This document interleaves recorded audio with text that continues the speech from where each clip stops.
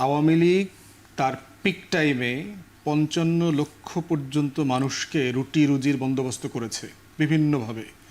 কিভাবে এটা করে? এটা করে হচ্ছে কয়েকটা মাধ্যমে।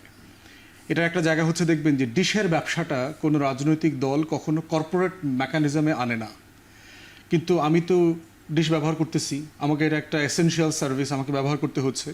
তো এটার ডিস্ট্রিবিউশনটা কীভাবে হয়? দেখবেন যে ওয়ার্ডে ওয়ার্ডে ডিশের লাইনের জন্য আলাদা আলাদা লোক দেওয়া থাকে, এবং ক্ষমতার পট পরিবর্তনের সাথে সাথে এগুলো ওই রাজনৈতিক দলের নতুন নেতাকর্মীদের হাতে আবার যায়।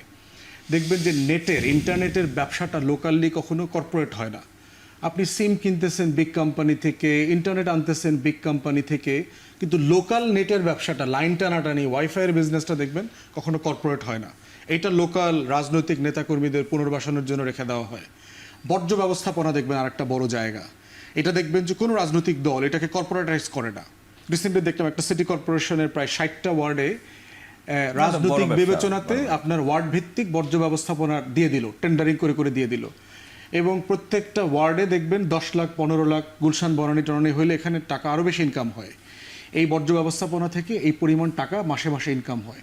এটা দিয়ে রাজনৈতিক দলগুলোর স্থানীয় সংগঠন, স্থানীয় নেতাকর্মী, লোকপালা মিছিলের লোক যাওয়া, প্রতিপক্ষকে মারামারি করা, খুন খারাপি করা, এগুলো চলে। কিছু কিছু জিনিস দেখবেন যে সরকার কখনো ফরম্যাটে আনে না। দেখবেন মহাখালী বাস স্ট্যান্ড, সায়দাবাদ, গাবতলী, এরপর হচ্ছে কারওয়ান বাজারের মতো বড় বড় বিগ বাজারগুলো আছে, এই জায়গাগুলোকে কখনো ব্যবস্থাপনার মধ্যে আনে না। আমার ঢাকাতে ১৫ লক্ষ হকার আছে, সারা দুনিয়াতে স্ট্রিট মার্কেট আছে, কেন এটা ফরম্যাটেড হয় না? আমি ইউরোপে দেখে আসছি, আপনি আমেরিকাতে যান, সব জায়গায় দেখবেন স্ট্রিট মার্কেট আছে।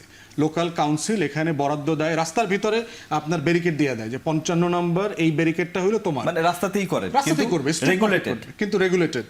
কিন্তু বাংলাদেশে দেখবেন কোনো রাজনৈতিক দল এটাকে রেগুলেট করে না। কেন করে না?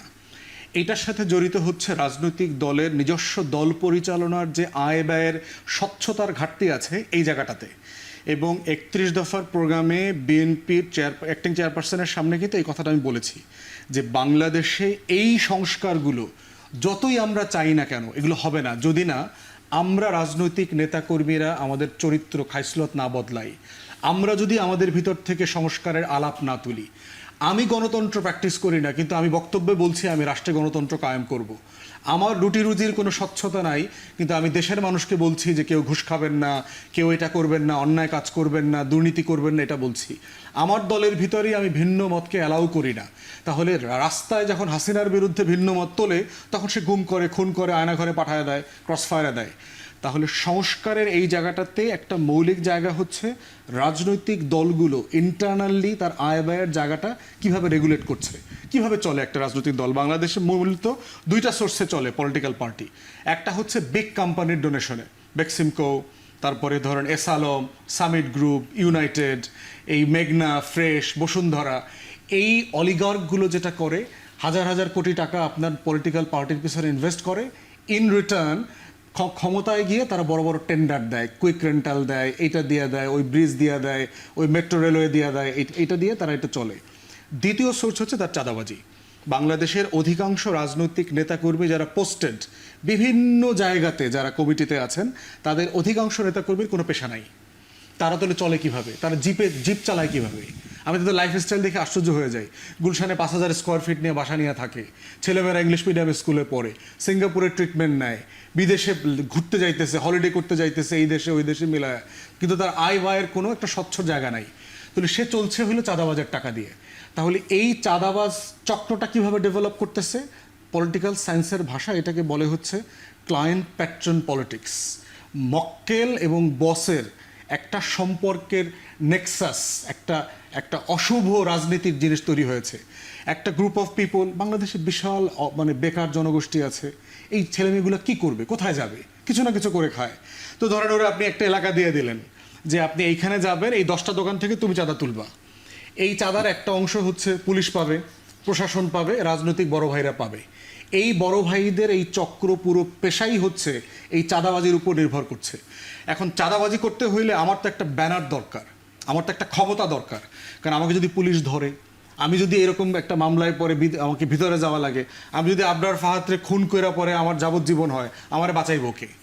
আমারে বাঁচানোর জন্য তখন আমার রাজনৈতিক বস লাগে। তো বসরে আমি কি বলতেছি, তোমার মিছিলে আমি লোক নিয়ে আসবো, তোমার হয়ে আমি অমুকরে পিটামু, তোমার হয়ে আমি অমুকরে মারবো, অমুক জায়গা থেকে টাকা তুলে দিব, আর তুমি আমি বিপদে পড়লে আমারে বাঁচাইবা, আমারে যেন মামলায় না নেয়, আমারে প্রোটেকশন দিবা, আমার একটা পদ পদবি দিবা।